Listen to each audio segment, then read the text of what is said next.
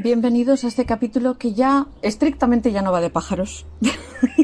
Pero como ya os dice el spoiler en el anterior capítulo, ya sabéis de qué va. Vamos a hablar de Edgar Allan Poe,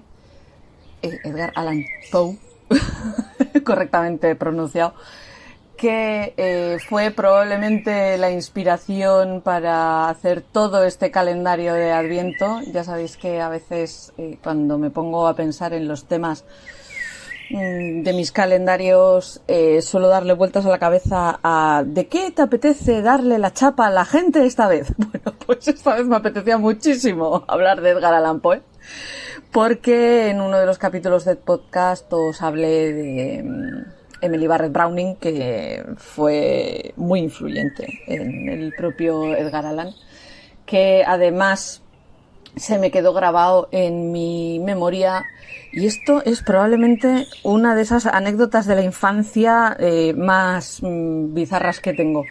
Los que sois de España os acordaréis de un programa que se llamaba 1, 2, 3.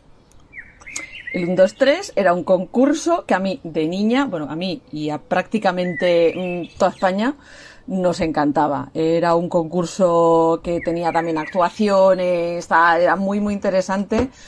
Y tenía una parte al principio que era como la parte clasificatoria, ¿no? Eran grupos de gente, eran parejas que se presentaban y les daban un tema y tenían que decir palabras sobre esto. Pues, la mecánica del 1, 2, 3, no vamos a empezar a hablar de esto. Bueno, el caso es que yo descubrí a Edgar Allan Poe cuando no tenía ni 10 años, gracias a Chicho Ibáñez Serrador, que era el director del 1, 2, 3, que además era un loco de la novela negra, la novela gótica, etcétera, etcétera, y hizo un capítulo entero del 1, 2, 3 sobre Edgar Allan Poe.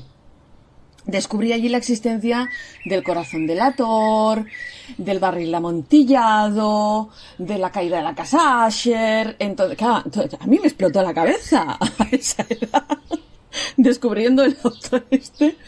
Y creo que fue probablemente una de las primeras semillitas de la Miren gótica que apareció cuando ya era mayor de edad y ya estaba en la uni, ¿no? Pero fue probablemente una de mi segunda o tercera incursión en la fantasía. No, con 9 años no me puse a leer a Poe, pero sí que fue cuando empecé a leer libros de fantasía, porque a raíz de descubrir estos libros, descubrí la existencia del género, descubrí a Michael Ende. Aunque, porque coincidió que en esa época nuestra profe de la Icastola nos leyó Jim Botón y Lucas el maquinista, luego yo vi La historia interminable, me leí La historia interminable, me intentaron hacer leer El Señor de los Anillos con 13 años, fue un fracaso absoluto, no llegué al Pony Pisador. Pero ese mismo verano me descubrieron a Agatha Christie y ahí ya se perdió todo. Y ese programa del 1, 2, 3 fue uno de los catalizadores de todo esto. Y Edgar llevaba muchísimo tiempo en la lista de personajes de los que quiero hablar. Probablemente lo puse el mismo día que metí a Alan Turing, pero de Alan ya hablé en Perdiendo el Hilo.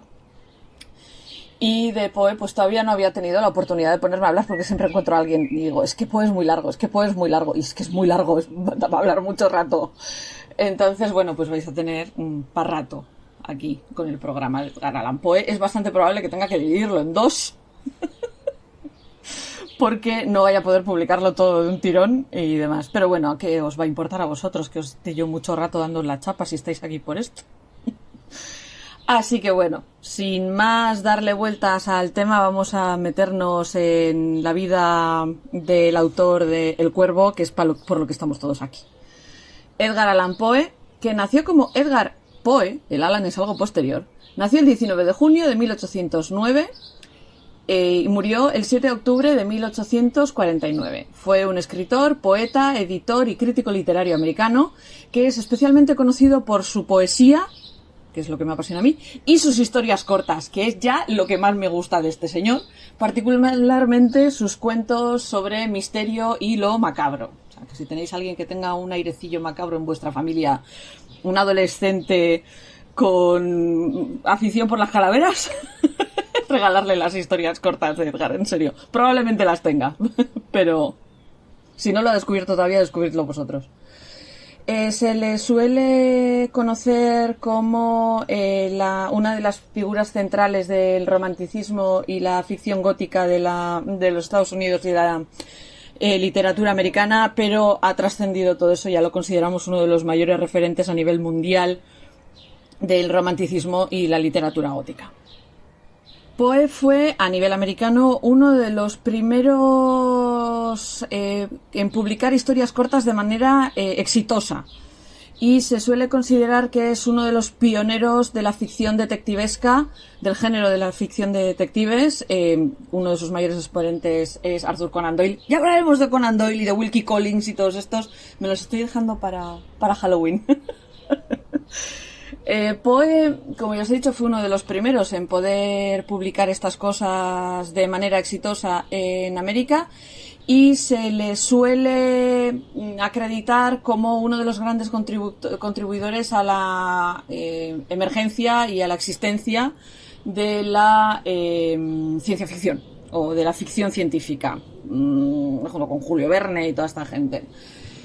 Y como ya os he dicho, es uno de los autores americanos más reconocidos. Fue uno de los primeros que pudo vivir exclusivamente de escribir. Y esto llevó a una vida pues con ciertas dificultades financieras y una carrera un poco con ciertos altibajos. Estamos hablando de una época en la que para poder vivir solo de la literatura o tenías dinero de antes o agárrate los machos y pasa hambre, ¿no? Edgar nació en Boston y fue el segundo hijo de los actores David y Eliza Poe. Sus padres eran actores. Su padre abandona a la familia en 1810. Os recuerdo que Edgar nace en 1809 y Eliza muere al año siguiente, en 1811. Entonces Edgar se queda huérfano con 2-3 añitos y no lo adoptaron de manera formal en ningún momento, pero John y Frances Allan de Richmond, Virginia, fueron los que se encargaron de él en su infancia. Y de hecho vivió con ellos hasta bien entrada su juventud, ya talludito, vamos. Poe estudió en la Universidad de Virginia, pero solo duró un año allí porque no había dinero en casa para que pudiera seguir estudiando en la universidad. Solía tener peleas frecuentes con John Allan sobre el dinero que necesitaba para seguir estudiando y también porque Edgar tenía un pequeño vicio y un serio problema de juego. Tenía muchísimas deudas de apuestas y demás. En 1827 se enlista en el ejército de los Estados Unidos con el nombre de Edgar A. Perry. O sea, se alista con seudónimo. Y fue mientras estaba en el ejército cuando publica su primera colección conocida como Tamerlán y otros poemas, que fue la autoría no aparecía con su nombre sino como un señor de Boston, a Bostonian. Y cuando la mujer de John Allan, Frances, muere en 1829, pues Edgar y John, su marido, pues hacen más o menos las paces, ¿no? Pero como Poe falla el entrenamiento de oficiales en West Point y dice que él va a ser escritor y va a vivir de sus poemas, John Allan pues rompe relaciones con él. Como la poesía no daba mucho de comer, Poe cambia un poco el foco hacia la prosa y se pasa los siguientes años escribiendo y trabajando en periódicos literarios y periódicos de noticias. Y cada vez se iba haciendo más famoso porque tenía un estilo de crítica literaria muy particular y muy propio. Este trabajo que tenía le obligaba a moverse entre distintas ciudades, incluyendo Baltimore, Filadelfia y Nueva York. En 1836, cuando tenía 27 años, se casa con su prima Virginia Clemm, que tenía 13 años. Es una de las cosas que siempre más me ha costado, esas diferencias de edad. Era relativamente normal en la época, pero nunca he soportado esas diferencias de edad en matrimonios, se me hace muy cuesta arriba. El caso es que Virginia Clemm muere de tuberculosis en 1847. En enero de 1845 es cuando Poe publica el poema que nos ha traído a todos aquí, que es The Raven, el cuervo. Y es un éxito instantáneo. Cuando digo instantáneo, se hace viral en términos de hoy en día. Él había planificado durante años tener su propia revista titulada The Pen, pero luego le cambió el nombre a The Stylus. Y Poe muere en Baltimore en 1849 con 40 años en misteriosas circunstancias. Luego me meteré con su muerte porque de verdad es maravilloso, es súper interesante la muerte de Poe. La causa de su muerte a día de hoy seguimos sin estar seguros cuál fue. Se le han atribuido un montón de causas, desde enfermedad a alcoholismo, a abuso de sustancias y suicidio. Está menos claro todavía que la muerte de Alan Turing. Alan Turing sabemos que murió por suicidio, pero no estábamos seguros de si es un suicidio voluntario o accidental. Pues con Poe no sabemos exactamente. Sabemos que murió, no sabemos cómo, ni por qué. Los trabajos de Poe han influido el desarrollo de la literatura durante los siglos siguientes. Él muere a mediados del siglo XIX, pues influyó el resto del siglo XIX, siglo XX. A día de hoy sigue siendo muy influyente en campos como la cosmología, la criptografía, etcétera, etcétera.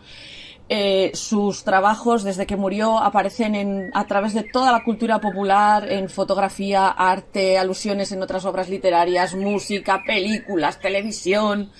O sea, todo el mundo sabe quién es Edgar Allan Poe. Bueno, sí, habrá un adolescente que no, pero yo creo que la mayoría de la gente que tiene un poco de inquietud mental sabe quién es Edgar Allan Poe, y por lo menos le suena. O se vio 1, 2, 3.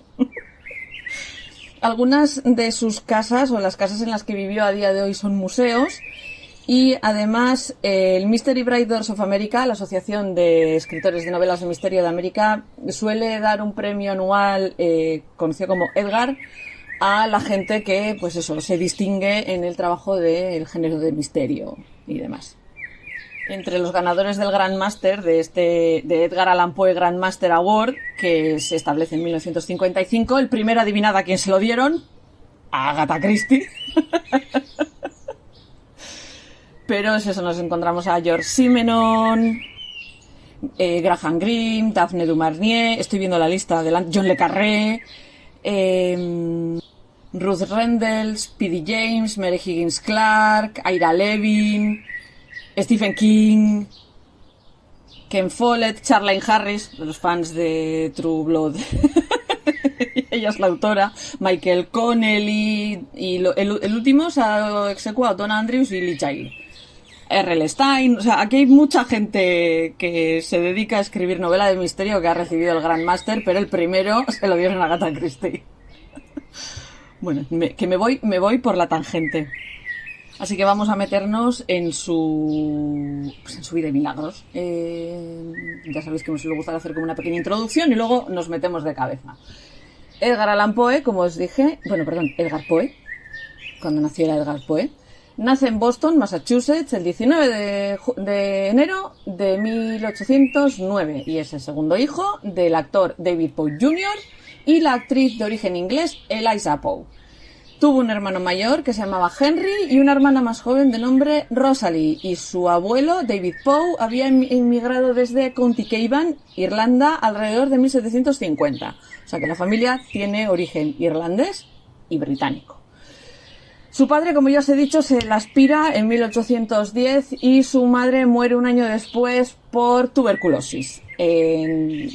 Edgar, que en ese momento tenía 2 años, es acogido por John Allan, que era un mercader, quiero decir mercenario, un mercader, a veces en la cabeza me hace cosas, un mercader de Richmond, Virginia, que tenía bastante éxito en su trabajo, que pues eso, mercadeaba con una cantidad de bienes que incluían telas, grano, tabaco, esclavos y estelas funerarias. Estelas funerarias, en fin. Los Allan fueron una especie de familia de acogida para Edgar y es de ellos donde tomó ese segundo nombre, ese Edgar Allan Poe, que todo el mundo solemos asumir que Alan es su segundo nombre, pero no, Alan es como una especie de apellido que adopta como segundo nombre. La familia Adam bautizó a Edgar en la iglesia episcopal en 1812 y John Alan se pasó la vida siendo a partes iguales un padre ultra permisivo que malcriaba a Edgar y un padre súper estricto que disciplinaba y que lo disciplinaba de manera muy agresiva. O sea, el pobre no sabía con qué versión de John Alan se iba a encontrar por las mañanas. La familia en 1815 se marcha a Gran Bretaña y se establecieron en Escocia, donde Edgar estudió en la escuela de gramática de Irvine, Ayrshire, Escocia, donde John Alan había nacido, antes de volver a juntarse con la familia en 1816 en Londres. Estuvo estudiando en un colegio... en un colegio internado en Chelsea hasta verano de 1817 y luego entró a estudiar en la Manor House School del reverendo John Bransby en Stoke Newton, un suburbio a 6 kilómetros al norte de Londres. Poe entonces vuelve con los Alan a Richmond, Virginia, en 1820 y en 1824 se alista como teniente de la Guardia de Honor Juvenil de Richmond cuando la ciudad celebra la visita del Marqués de Lafayette. Que para los que no sabéis, el Marqués de Lafayette fue uno de los generales de la Revolución Americana. En marzo de 1825, el tío de los Alan y benefactor William Galt muere y se dice que era uno de los hombres con más dinero de todo Richmond y deja a Alan varias hectáreas de bienes inmobiliarios y tierras. La herencia se estimó en unos 21 millones de dólares a cambio actual. O sea, ya os he dado el cambio actual.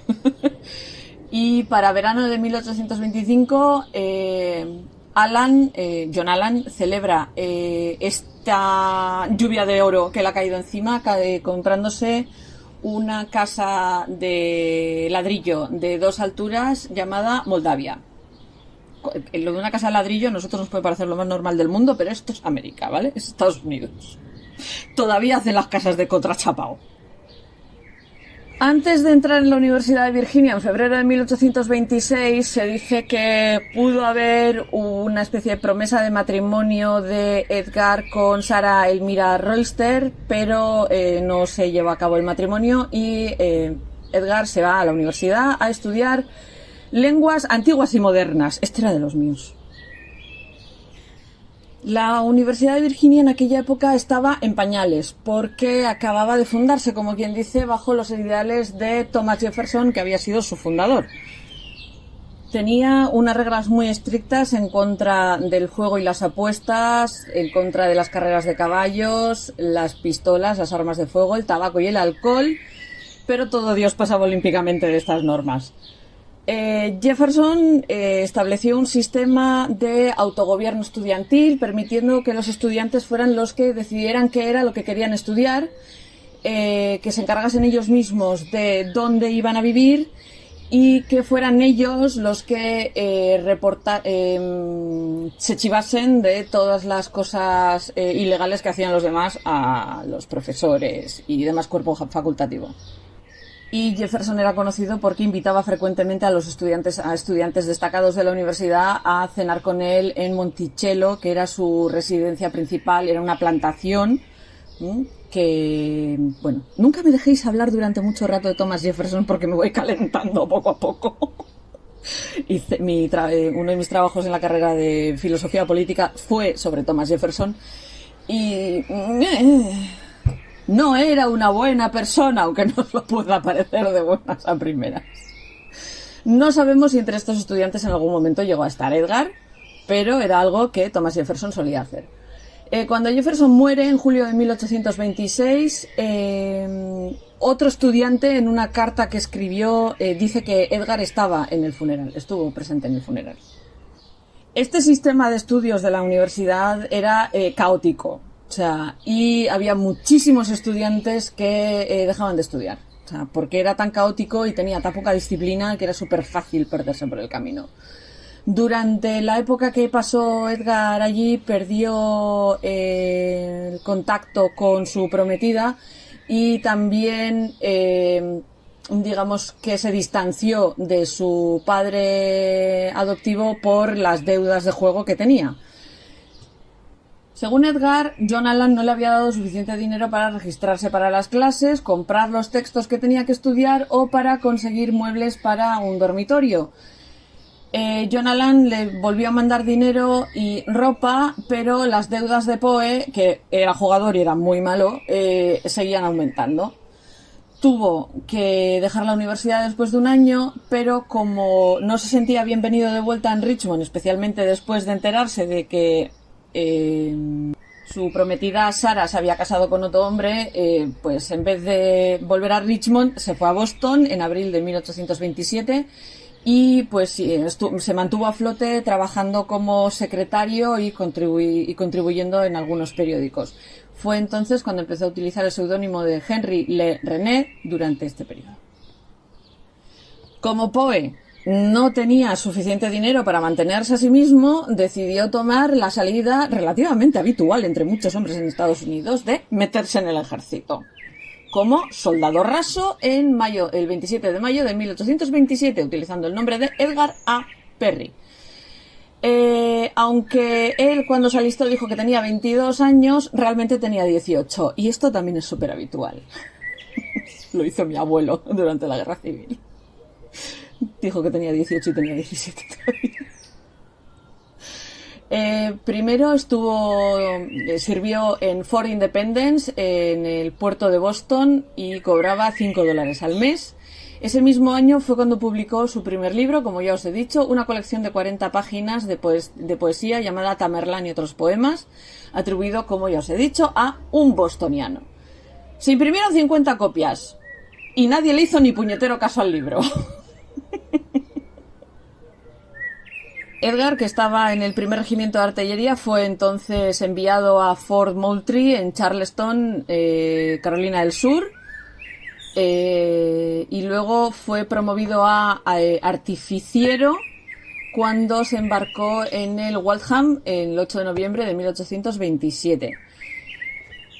Un artificiero es el soldado que se encarga de preparar los proyectiles de artillería.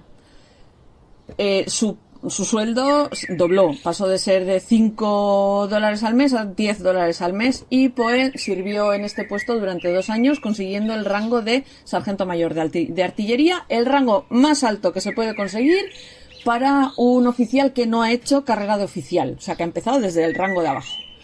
Entonces fue cuando decidió terminar su alistamiento de 5 años antes de tiempo.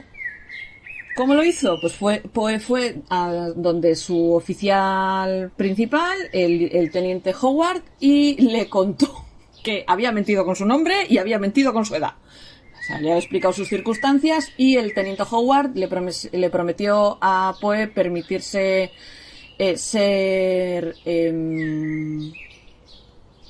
Le dieron de baja con honores, no me sale ahora la palabra en castellano, le dieron baja con honores y se reconcilió con John Allan. Poe entonces escribió una carta para reconciliarse con John Allan, le iban a permitir irse honorablemente si conseguía reconciliarse con Allan. Pero esta carta pues no cayó en buenos oídos, John Allan no sintió ninguna simpatía y se pasó varios meses ignorando las peticiones de Edgar. Allan es bastante probable que no escribiese a Edgar para informarle de la muerte de Frances, de su mujer, y porque sabemos que Poe llegó tarde al entierro. O sea, no llegó al entierro y visitó su tumba pues cuando ya la habían enterrado. Y es probable que por esta muerte John Allan pues sintiese un poco de pena por Edgar y pues hicieron las paces y decidió apoyar y poner dinero para que Poe pudiese estudiar en la Academia Militar de Estados Unidos en West Point, Nueva York. West Point a día de hoy sigue funcionando como academia militar.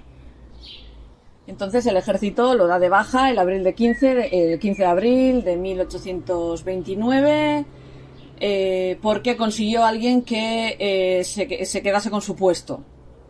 O sea, se iba, pero alguien entraba por él.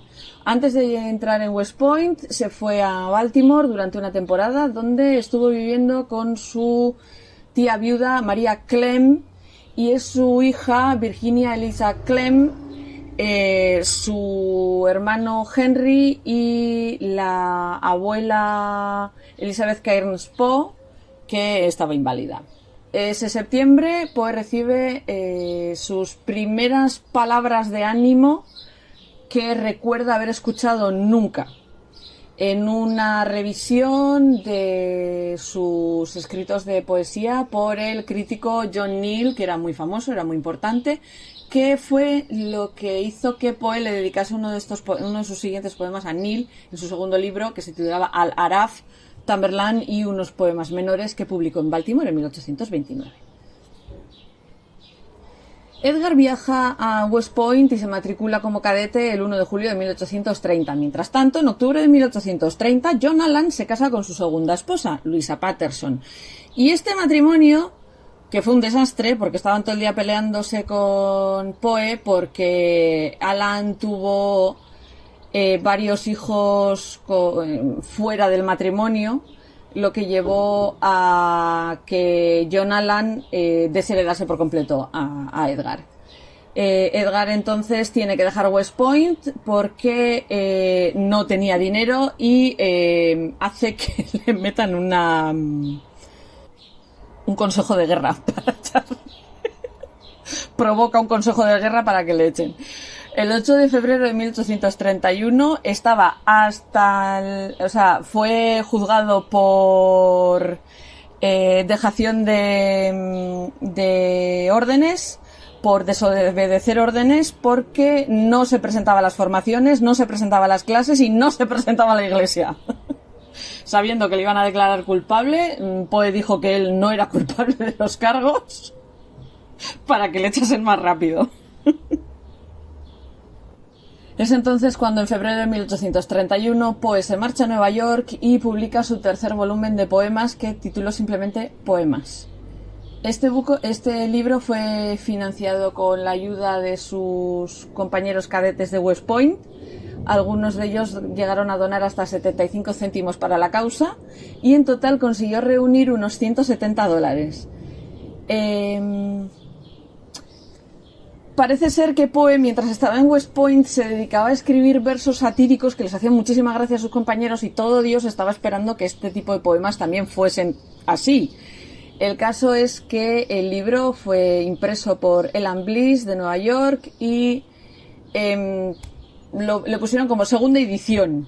E incluía una página diciendo a los cadetes de la US Corps: este volumen es dedicado. En él se incluían las reimpresiones de los poemas largos Tamerlane y Al-Araf, y metió también 6 poemas que no había publicado nunca antes, que fueron To Helen y The City of the Sea. Poe vuelve a Baltimore, a casa de su tía, con su hermano y con su prima, en 1831, en marzo. Su hermano mayor, Henry, había estado muy enfermo durante mucho tiempo, en parte debido a complicaciones resultantes del alcohol, y muere en agosto de 1831. Después de la muerte de su hermano Henry, Poe, por mucho que lo intentase, no conseguía mantener su vida a base de escribir. Aún así, por fin consiguió cierto grado de entrada de dinero relativamente habitual, solo por escribir, cuando al convertirse en uno de los primeros autores americanos al hacerlo. Sus esfuerzos, digamos que fueron difíciles porque no existían leyes de copyright en aquel momento, y muchas veces los los editores americanos solían vender copias sin autorización de autores británicos en vez de pagar por nuevos escritos de autores americanos. O sea, Poe estaba intentando meterse en un mercado en el que era muy difícil meterse. Además, el pánico económico de 1837, que fue una gran depresión económica que ocurrió hacia 1937 en Estados Unidos, no contribuyó a que el trabajo de Edgar tuviese mucha fama en su momento. En aquel momento sí que había muchas publicaciones periódicas de literatura. Porque pues la nueva tecnología de impresión permitía manejar tiradas bastante rápidas y que se podían hacer bastante ágiles. Lo que pasa que no terminaban de enganchar a la gente y los publicistas además tenían la maldita manía de no pagar a sus escritores, pagarles tarde o directamente no pagarles, como os he dicho. Y como Poe tuvo que suplicar prácticamente de rodillas dinero y otras asistencias pues a conocidos, a familia y cosas así. Quizás por influencia de la crítica de John Neal, Poe decide abandonar temporalmente la poesía y meterse a escribir prosa. Escribió varias historias que se publicaron en Filadelfia y empezó a escribir la única obra de teatro que escribió, que era The Politician. El Baltimore Saturday Visitor le dio un premio en octubre de 1833 por una historia corta que mucha gente no suele leer, que es El mensaje que apareció en una botella, Message Found in a Bottle. Y lo que consiguió esta historia corta fue llamar la atención de John P. Kennedy, que era un señor de Baltimore con mucho dinero que actuó como mecenas de Poe, presentando varias de sus otras historias al editor del Southern Literary Messenger, Thomas W. White, de Richmond. Gracias a esta influencia, en 1835, Poe se convierte en editor asistente del Southern Literary Messenger, pero en un par de semanas White lo echó del trabajo porque aparentemente Edgar llegó borracho. Entonces Edgar vuelve a Baltimore y es donde consigue una licencia para casarse con su prima Virginia el 22 de septiembre de 1835, aunque no estamos seguros de si realmente se llegaron a casar en esa fecha o más tarde. Edgar en ese momento tenía 26 años y su prima la mitad, 13.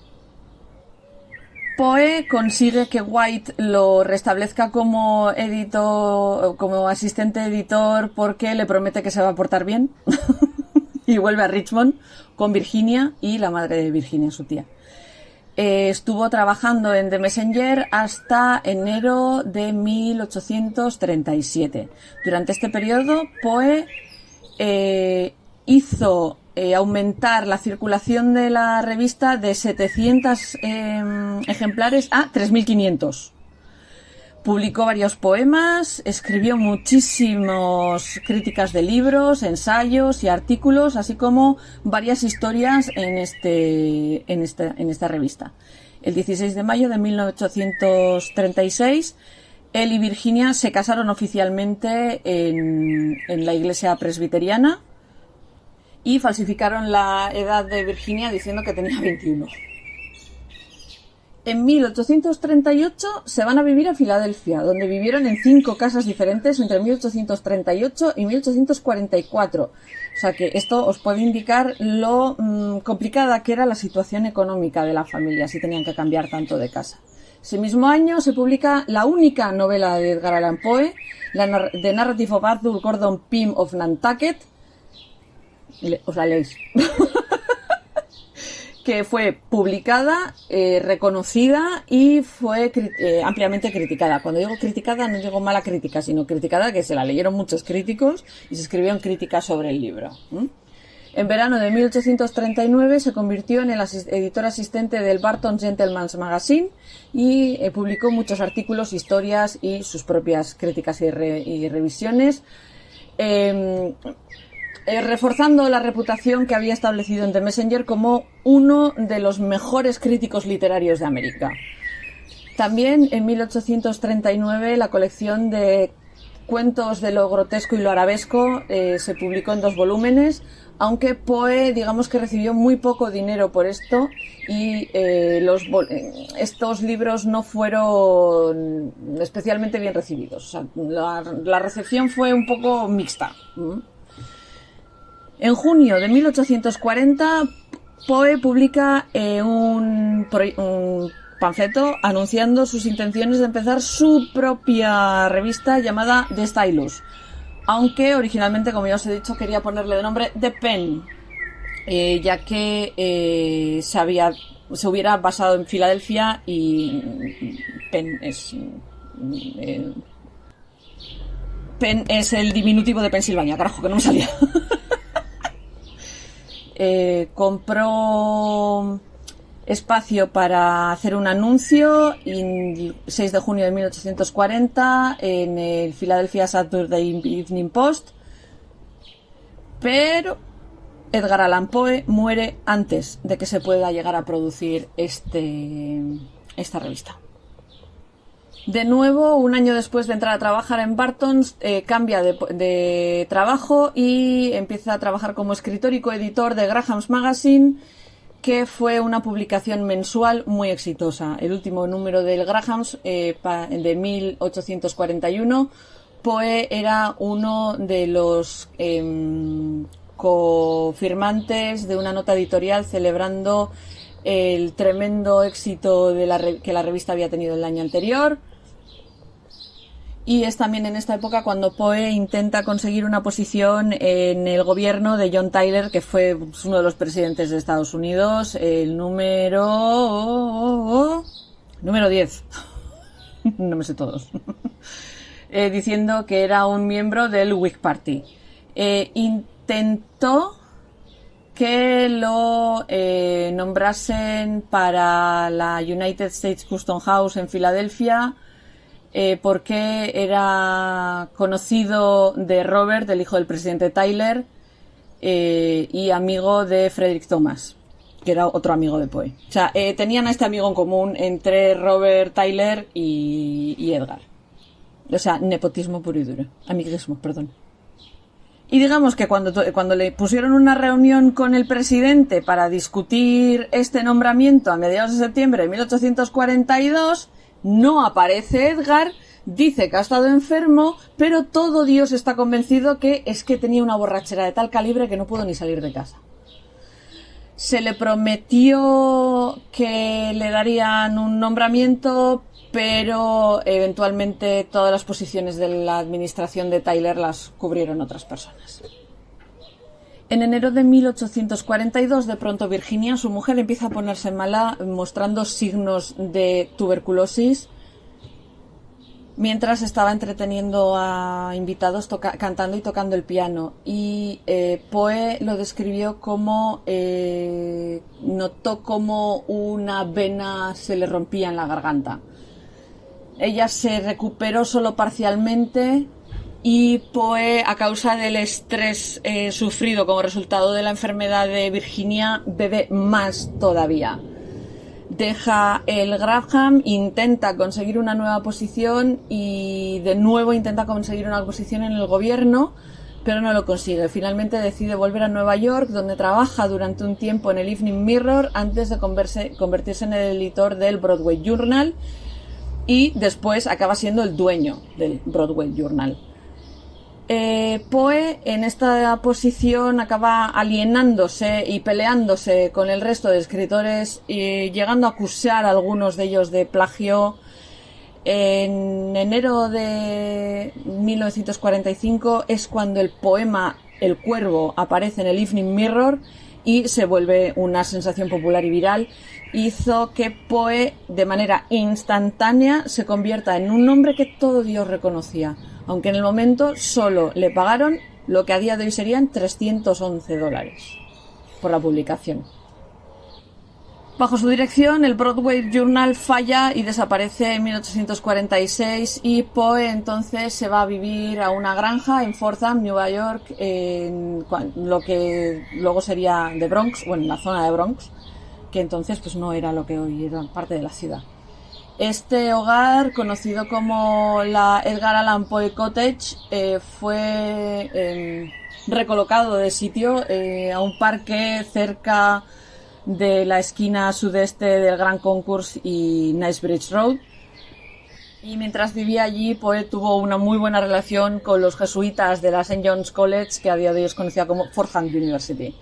Virginia muere en este cottage el 30 de enero de 1847 y muchos biógrafos y críticos sugieren que el tema recurrente en la obra de Poe de la muerte de una bella mujer sale de esta pérdida repetida de mujeres alrededor de a través de su vida, incluida su mujer. Muere su madre adoptiva, muere su tía, muere su mujer. Se le mueren todas alrededor. Y rara vez llegan a mayores todas. Su madre muere muy joven, por si os acordáis. Tras la muerte de Virginia, pues se vuelve extremadamente inestable. Intentó cortejar a la poetisa Sarah Helen Whitman, pero las borracheras y el comportamiento errático de Poe rompieron este compromiso. Y se sabe que la madre de Sarah Whitman intervino para cargarse la relación, porque no quería a su hija casada con Edgar. Entonces Poe vuelve a Richmond y tiene una relación con esa primera prometida que tuvo, Sarah Elmira Royster. Vamos a meternos ahora con la parte de... Vamos a ponernos todos el Deer Hunter de Sherlock y vamos a analizar la muerte de Edgar Allan Poe. Como ya os he dicho, lo hemos dejado de vuelta en Richmond. La muerte de Edgar Allan Poe, el 7 de octubre de 1849, a día de hoy sigue siendo un misterio sobre cuál fue la causa real de la muerte y las circunstancias que llevaron a ella. Se encuentra a Poe presa del delirio y muy mal vestido y con muy mal aspecto en una taberna en Baltimore, Maryland, el 3 de octubre. Pidió ayuda al editor Joseph E. Snodgrass y se lo llevaron al hospital del Washington College, donde fue tratado por una aparente intoxicación alcohólica. Poe no tuvo visitas en el hospital y no contó a nadie cómo había llegado a esa condición antes de morir el 7 de octubre a la edad de los 40 años. Las teorías de qué causó la muerte de Poe incluyen el asesinato, el suicidio, cólera, hipoglucemia, rabia, sífilis, tuberculosis, gripe, un tumor cerebral, o que fue víctima de una cosa que se conoce como cuping, que es un tipo de fraude electoral. En serio, agarraros a esto. Fraude electoral muy común en esa época, en la que se secuestraba a ciudadanos y se les llevaba a votar de manera forzada, repetida, a un candidato.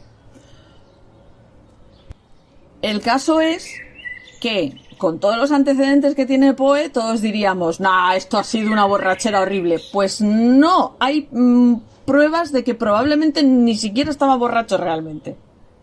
La mayor parte de la información existente sobre los últimos días de la vida de Edgar Allan Poe la tenemos de la mano del médico que cuidó de él, John Joseph Moran, pero tenemos el problema de que la credibilidad de Moran es, cuando menos, cuestionable.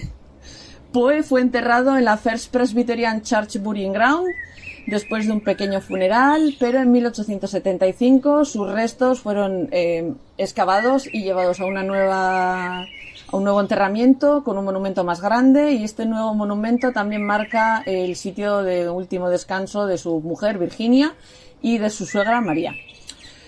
Tras la muerte de Poe, Rufus Wilmot Griswold escribió su obituario con el seudónimo Ludwig. Griswold, que había sido el ejecutor literario de la herencia de Poe, fue realmente un rival de Poe y más tarde publicó su primera biografía completa, describiendo al autor como depravado, borracho, y drogadicto y loco, que es gran parte de la imagen que tenemos actualmente de Edgar Allan Poe, es culpa de Rufus Griswold, y es bastante probable que esto fuera una fabricación del propio Griswold para manchar la herencia literaria de Poe, que le daba 50.000 vueltas como escritor, y muchos amigos de Poe lo denunciaron, y el problema es que esta interpretación y esta caracterización de Poe es la que nos ha llegado a muchos dentro de la cultura popular. Vamos a hablar de la cronología de los hechos. Entre julio y septiembre de 1849, Edgar Allan Poe estuvo viviendo en Richmond, Virginia, para explorar una nueva posible revista. Poner en marcha una nueva posible revista. Llegó allí sufriendo todavía los efectos de lo que es descrito como un ataque de cólera acompañado por alucinaciones, insistiendo que él no había bebido nada. Poe se recuperó y dio unas cuantas lecciones y conferencias que fueron muy bien recibidas para pagar pues los gastos que tuvo mientras estuvo viviendo en Richmond. El 27 de septiembre vuelve a su hogar en Nueva York, habiendo decidido recolocar su trabajo de editor y buscarse otra mujer, casarse otra vez. No tenemos fuentes confiables sobre qué puñetas estuvo haciendo Poe hasta una semana más tarde, el 3 de octubre, que es cuando se lo encuentran delirando en Baltimore, Maryland, en la Ryan's Tavern, que a veces es conocida también como Gunners Hall. O sea, podéis encontrarlo referido de las dos maneras.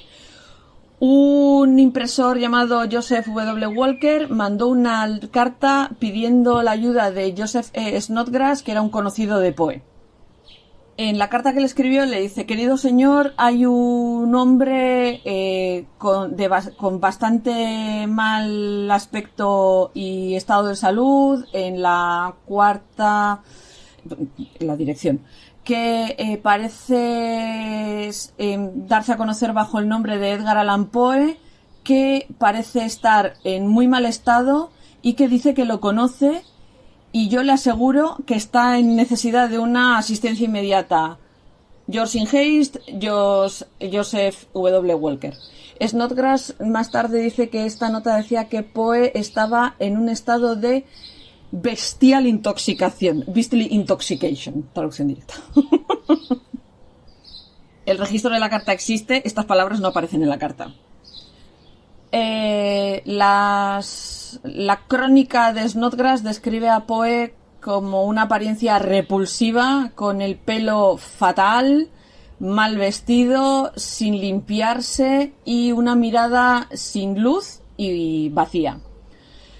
Su ropa, dijo Snodgrass, que incluía una camisa sucia pero sin chaleco, los zapatos sin pulir, estaba desgastada y no le quedaba bien. John Joseph Moran, como ya os he dicho, el médico, también da una cuenta detallada de la apariencia que tenía Poe cuando llega a sus manos. Dice que llevaba una chaqueta vieja, sucia, y unos pantalones del mismo estilo que la chaqueta, unos zapatos muy desgastados en los tacones y un viejo gorro de paja. Poe nunca estuvo coherente el suficiente tiempo para explicar qué le había pasado y cómo había llegado a esa condición, y se cree que las ropas que llevaba no eran las suyas, especialmente porque ir mal vestido era algo muy fuera de lo común para él. O sea, siempre iba bien vestido, hiciera lo que hiciese, estuviera como estuviese, siempre llevaba bien puesta la ropa. Moran cuidó de Poe en el Washington College Hospital entre Broadway y Fayette Street y no permitió ninguna visita, y estuvo confinado en una habitación que era como una prisión, con barrotes en las ventanas, en una sección del edificio que estaba reservada para gente con problemas con el alcohol. Se dice que Poe repetía constantemente el nombre Reynolds en la noche antes de su muerte, aunque nadie ha sido capaz de identificar a qué persona hacía referencia, si es que estaba haciendo referencia a una persona. Una posibilidad es que estaba refiriéndose a un encuentro con Jeremiah N. Reynolds, que era un editor de periódico y explorador, que parece ser que inspiró la novela The Narrative of Arthur Gordon Pym of Nantucket. Otra posibilidad es que Poe estuviera haciendo referencia a Henry R. Reynolds, uno de los jueces que habían estado encargados de la supervisión de la zona de votación, de la cuarta zona de votación en Ryan's Tavern, que fue donde encontraron a Poe el día de las elecciones, que fue cuando encontraron a Poe. Hay quien dice que lo que decía no era Reynolds, sino Herring, y que el autor estaba haciendo referencia a un tío político de Baltimore llamado Henry Herring. En algunos testimonios posteriores, Moran no hace referencia a Reynolds, pero menciona la visita de una Mrs. Herring. También dijo que intentó animar a Poe durante uno de los últimos momentos en los que estuvo despierto, y cuando le dijo que pronto podría estar de nuevo en compañía de amigos, Poe supuestamente le dijo que lo mejor que un amigo podría hacer por él en ese momento era volarle el cerebro con una pistola.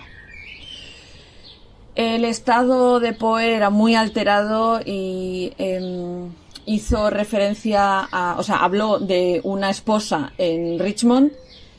Puede ser que estuviera teniendo algún tipo de episodio de alucinaciones, hablando de su primera mujer, de su mujer Virginia, como si estuviera todavía viva, o podría estar refiriéndose a Sarah Elmira Royster, aquella primera prometida que tuvo, a la que parece ser que sí que prometió matrimonio una segunda vez, pero Poe no sabía qué había pasado con su equipaje, con su maleta, con su ropa, que más tarde apareció en la Swan Tavern en Richmond. Moran dijo que las últimas palabras de Poe antes de morir fueron: «Señor, ayuda a mi pobre alma», antes de morir el 7 de octubre de 1849. Estos son los hechos. Vamos a hablar de la credibilidad de Moran. Como Poe no tuvo visitantes, porque estaba en una zona del hospital que no permitía visitantes, Moran es probablemente la única persona que vio al autor en sus últimos días. Aún así, su credibilidad siempre ha sido cuestionada repetidamente. Si no directamente, nadie se fía de lo que Moran dijo. Durante los años posteriores a la muerte de Poe, la historia de Moran cambia constantemente, porque habló y dio clases sobre este tema. Moran dijo en 1875 y de nuevo en 1888, por ejemplo, que y contactó inmediatamente con la tía y suegra de Poe, María Clem, para avisarle de la muerte de Edgar. De hecho, sabemos que le escribió solo una vez, después de que ella le pidiera que le escribiera, el 9 de noviembre, más de un mes más tarde de la muerte de Poe, no inmediatamente después. También dijo que Poe dijo, aunque bastante poéticamente, cuando estaba a punto de morirse, que los arcos de los cielos me envuelven y Dios tiene su decreto legiblemente escrito en las frontes de todo ser humano creado, los demonios encarnados, su objetivo serán negras olas de desesperación. En fin. El editor del New York Herald, que publicó esta versión de la historia de Moran, admitió que no podemos imaginarnos a Poe, incluso en pleno delirio, construyendo semejantes frases. Otro de los biógrafos de Poe, William Britner, atribuye estas palabras de Moran a la tradición de asignar estas últimas palabras pías para consolar a los que se quedaban atrás, a los que quedaban vivos. De hecho, cuando Moran contaba cuáles habían sido los últimos días de la muerte de Poe, cambia fechas. En diferentes puntos dijo que Poe llegó al hospital el 3 de octubre a las 5 de la tarde, o el 6 de octubre a las 9 de la mañana, o el 7 de octubre, el día que murió, a las 10 del mediodía. Por cada explicación publicada de estos últimos días, dijo que tenía las referencias de los registros del hospital. Una búsqueda de estos registros 100 años más tarde, especialmente un certificado de función oficial, no encontraron nada. Algunos críticos dicen que las inconsistencias de Moran y los errores se deben a lapsos de memoria, un deseo inocente de romantizar o incluso senilidad. El momento en el que publicó su última explicación en 1885, Moran tenía 65 años. Sobre las causas de la muerte. todos los registros médicos y documentos, incluyendo el certificado de función de Poe, se han perdido o nunca existieron. O sea, ni siquiera tenemos constancia de que existieran realmente. La causa precisa de la muerte, como ya os he dicho, está disputadísima y hay un montón de teorías.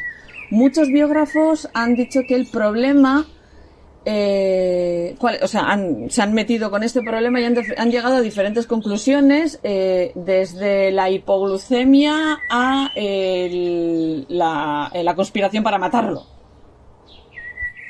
Una de las que más peso tiene es un intento de suicidio por depresión profunda. En 1848, Poe casi muere por una sobredosis de láudano, que era relativamente fácil de conseguir en aquella época como tranquilizador y para quitar el dolor, como analgésico. Aunque no se sabe si esto es un intento de suicidio real o una falta de cálculo por parte de Poe.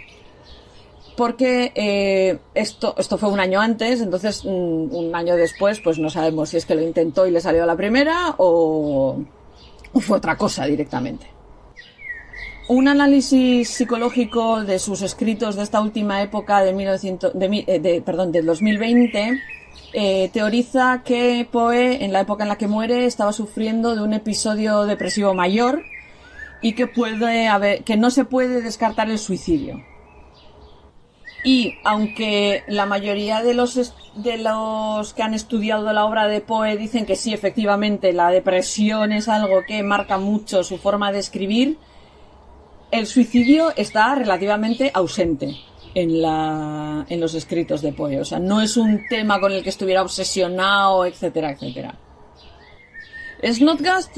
Snodgrass estaba convencido de que Poe murió de alcoholismo y hizo mucho por popularizar esta idea, porque especialmente Snodgrass era uno de estos fans que apoyaban el movimiento de la templanza. El movimiento de la templanza es un movimiento social que promulgaba la abstinencia total del consumo de alcohol, etcétera, etcétera. Y Poe era un ejemplo muy útil para este tipo de trabajo y este tipo de publicidad, ¿no? Y debido a esto, las explicaciones de Snodgrass y los escritos de Snodgrass son tan creíbles como los del propio Moran. De hecho, Moran contradice a Snodgrass en 1885 diciendo que Poe no murió bajo los efectos de ningún intoxicante, diciendo que Poe no olía ni a licor ni a nada por el estilo. De hecho, en un estudio psicológico de Poe de 1923 dijeron que podía tener tipsomanía, que es un término histórico para describir la condición médica de un deseo y una necesidad incontrolable por consumir alcohol y otras drogas.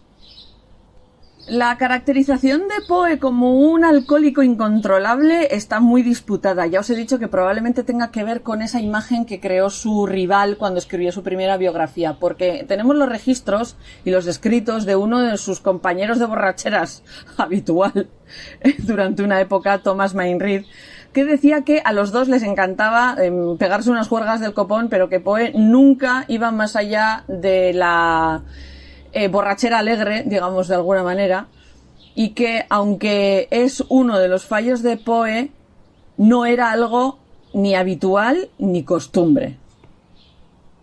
Algunos creen que lo que podía pasar es que Poe era muy sensible al alcohol y que con un solo vaso de vino ya estaba borracho y que realmente solo bebía en periodos difíciles de su vida y que podía pasarse meses sin consumir alcohol. Para liar más y para confundir más la frecuencia del uso de alcohol del propio Poe, cuando muere es miembro de los Sons of Temperance, que era un grupo de apoyo mutuo para no beber.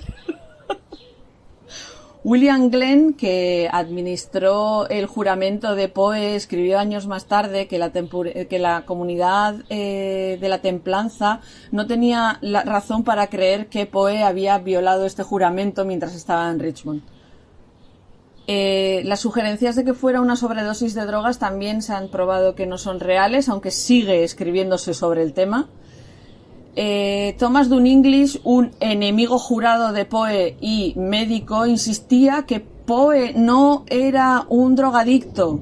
Él escribió que Poe no era adicto al opio, que si cuando él lo conoció, antes de 1846, Poe hubiera estado enganchado al opio, él, como médico y hombre observador, se habría dado cuenta cada vez que iba de visita. Cada vez que él iba de visita a casa de Poe, cuando Poe le visitaba a él, y nunca, jamás, vio ningún signo que hablase de que Poe era un drogadicto que le daba el opio.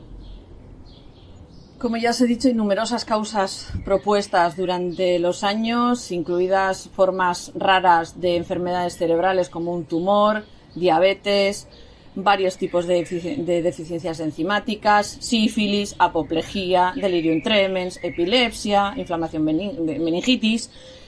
Un médico llamado John W. Francis, que examinó a Poe en mayo de 1848, le dijo que tenía un problema de corazón, cosa que Poe dijo que ni hablar. En 2006 se testó un trozo de pelos de Edgar Allan Poe y se llegó a para ver si había podido morir por envenenamiento de plomo, envenenamiento de mercurio o alguna exposición a algún otro metal pesado. No. Se ha sugerido el cólera porque pasó por Filadelfia a principios de 1949 durante una epidemia de cólera. Sabemos que estuvo enfermo de cólera cuando estuvo en la ciudad y que escribió una carta a su tía, María Clem, diciéndole que he pasado cólera y los espasmos fueron bastante malos. Como Poe apareció muy mal el día de las elecciones, se ha sugerido que puede haber sido víctima de un método de fraude electoral llamado cupping. Que es como esas cosas que se suelen decir a veces, que en las residencias de mayores a veces los llevan a votar sin estar seguros de lo que estaban haciendo, pero a lo bestia, ¿vale? Las víctimas del cupping solían ser secuestradas en la calle por bandas electorales y los encerraban en una pequeña habitación llamada The Coop. Coop es donde encierras a las gallinas, un gallinero. Los drogaban o los forzaban a beber alcohol o a golpes para que les hicieran caso. Y entonces los utilizaban como peones para votar a un partido político en múltiples sitios. Obviamente el control electoral en aquella época no tiene nada que ver. Muchas veces les solían cambiar la ropa o les ponían diferentes pelucas, mostachos y cosas por el estilo para engañar a los oficiales y poder votar múltiples veces en la misma mesa. Esto también podría explicar por qué iba con ropa que no era suya, zapatos que no eran suyos y estaba en un estado tan deplorable cuando lo encontraron, porque de hecho durante mucho tiempo se convirtió en la explicación de su muerte. Lo drogaron para utilizarlo en uno de estos esquemas de fraude electoral. ¿Cuál es el problema que tenemos? Poe era famoso. O sea, en Baltimore lo conocían. Entonces, intentar utilizar a alguien como Edgar Allan Poe para esto es absurdo. Alguien en algún momento lo iba a identificar y se iba a dar cuenta que era él. Y pues para terminar, otra de las ideas que se han dado fue que murió de rabia, posiblemente contraída por alguna de sus múltiples mascotas, porque parece ser que, bueno, entre los síntomas de la rabia está el delirio, y parece ser que Poe hacia el final tenía problemas para beber agua porque la gente que tiene rabia tiene hidrofobia, no puede beber agua porque le da muchísimo miedo beber agua. Y también porque las víctimas de la rabia pueden tener el virus durmiente dentro del cuerpo un año después de haberlo contraído. El funeral de Edgar fue muy simple, fue a las 4 de la tarde el lunes 8 de octubre de 1849 en Baltimore. Muy poca gente asistió a la ceremonia. El tío de Poe, Henry Herring, pagó por un ataúd simple y un primo, Nelson Poe, fue el que pagó por el carruaje. Fue la mujer de Moran, su médico, el que hizo el sudario, y el funeral fue presidido por el reverendo W.T.D. Clem, primo de su difunta esposa Virginia. Sabemos que estuvieron allí Snodgrass, el abogado de Baltimore y compañero de clase de Edgar en la Universidad de Virginia, Zacchaeus Collins Lee, la prima de Poe, Elizabeth Herring, y su marido, y su antiguo maestro de escuela, Joseph Clark. La ceremonia solo duró 3 minutos porque hacía frío y llovía. El reverendo Clem decidió no dar un sermón porque el grupo era muy pequeño. Y Poe fue enterrado en la parte de atrás de Westminster Hall and Burying Ground, como ya os he dicho, en un ataúd barato, sin velas, sin mangos, sin nombre, solo con tela por dentro y una almohada para su cabeza. El 10 de octubre de 2009, Poe fue enterrado de nuevo en Baltimore en una especie de recreación del funeral de Edgar.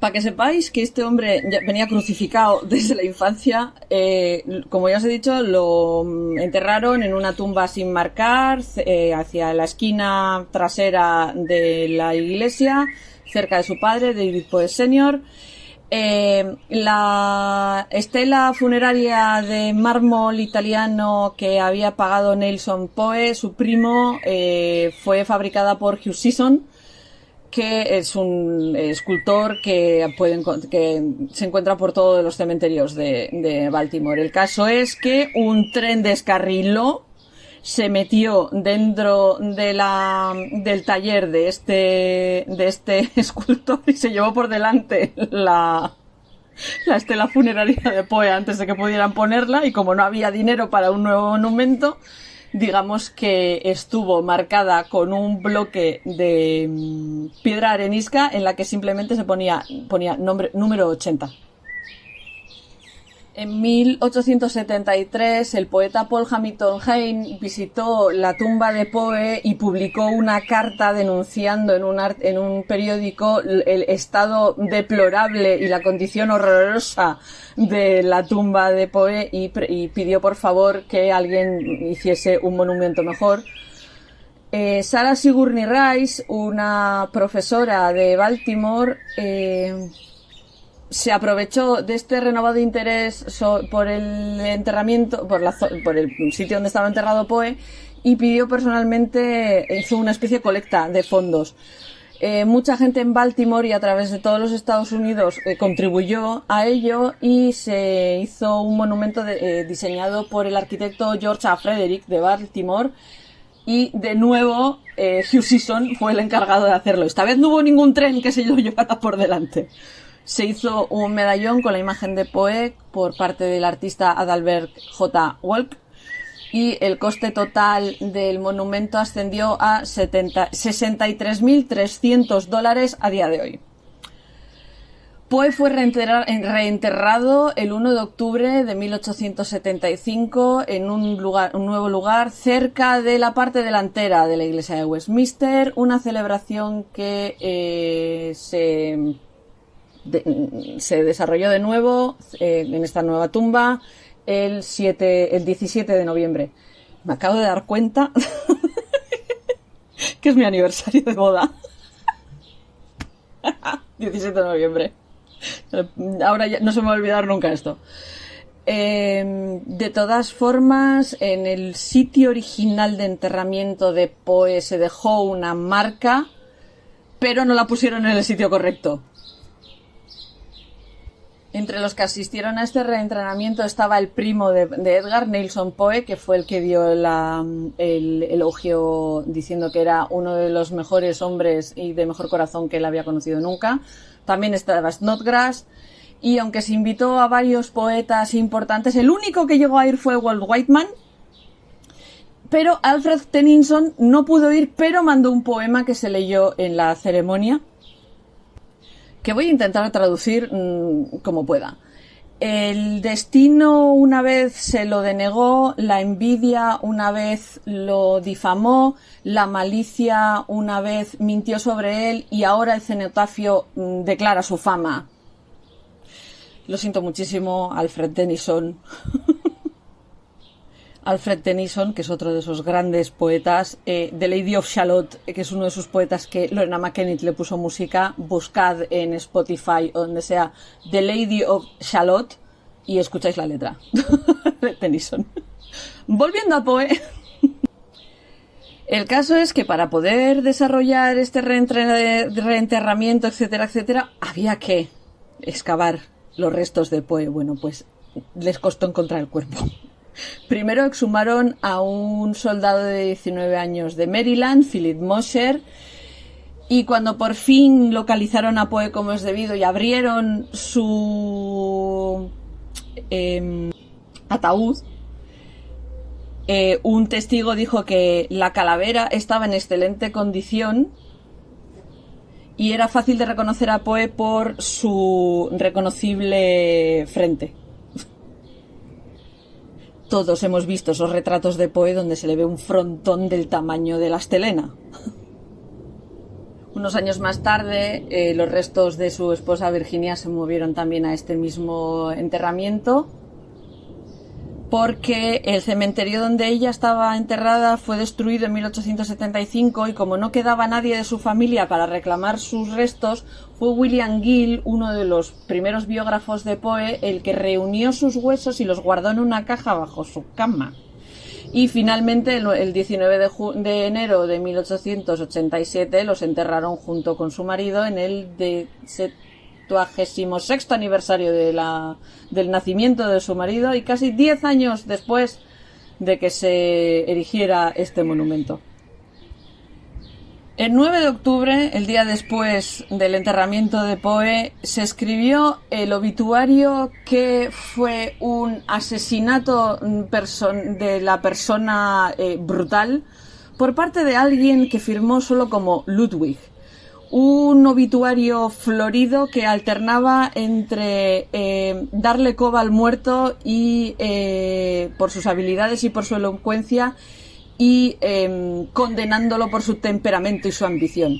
El tal Ludwig decía que las artes literarias habían perdido a una de sus estrellas más brillantes pero erráticas, pero también se atrevió a decir que habían visto a Poe caminar por las calles en delirio, hablando consigo mismo, que era alguien excesivamente arrogante, que asumía que todos los hombres eran villanos y que se enfadaba súper fácil.